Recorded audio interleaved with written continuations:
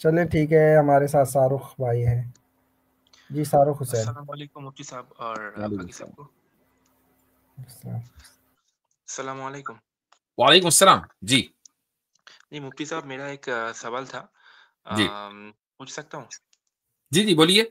फिकी नहीं होना एक्चुअली चाहिए। हम्म। नहीं नहीं, ठीक ही नहीं है। मैंने एक हदीस पढ़ा था।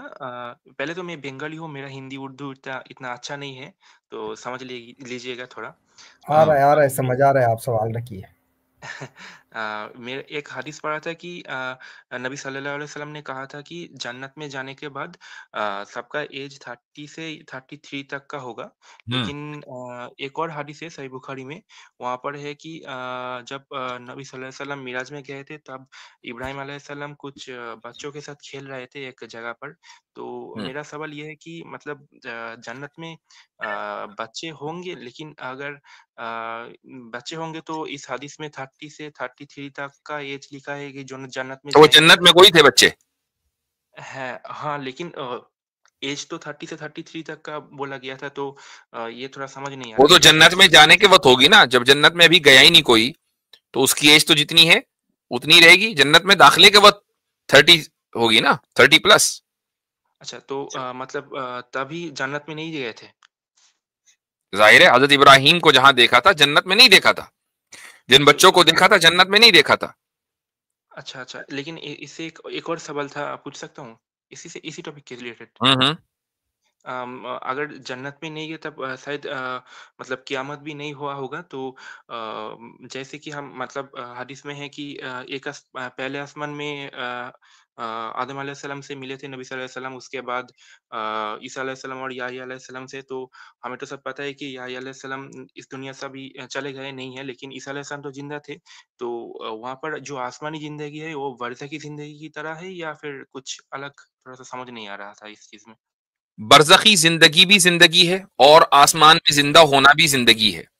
अब ये कि उसकी डिटेल्स क्या हैं, ये हमें किसी भी आयत में या किसी भी हदीस में डिटेल्स नहीं लिखी हुई हैं।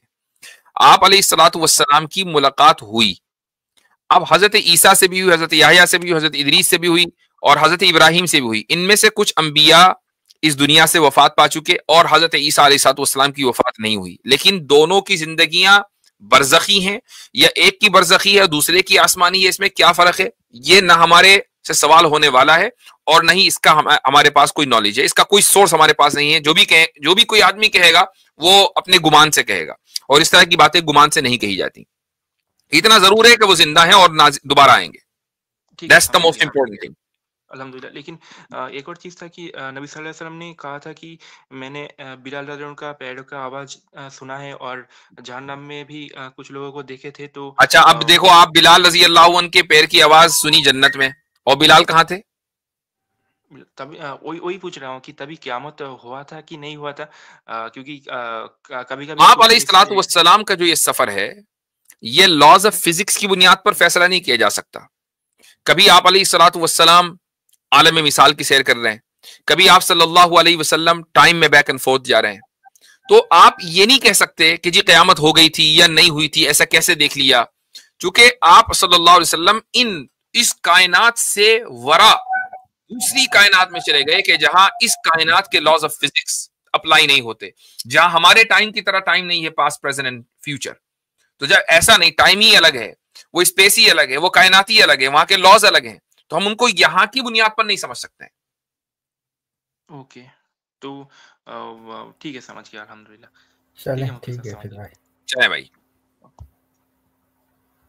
हाँ, इमरान खान।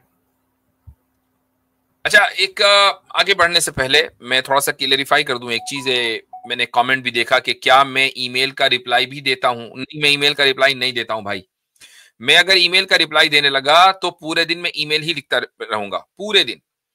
ईमेल तो यहां इसलिए दिया गया है कि अगर कोई आपके पास, मान लीजिए कोई ऐसा मसला है कि जिसको आप डिस्कस कर ही नहीं सकते हैं, मसलन आपको अपॉइंटमेंट चाहिए, ठीक है, आप अभी एक साहब आए, उनको अपॉइंटमेंट चाहिए था, उन्होंने ईमेल किया, तो ठीक है। या एक साहब आने वाले थे और वो अपॉइंटमेंट चाहिए था उनको, मैं अवेलेबल नहीं था, तो इस तरह की कम्युनिकेशन के लिए तो पॉसिबल है।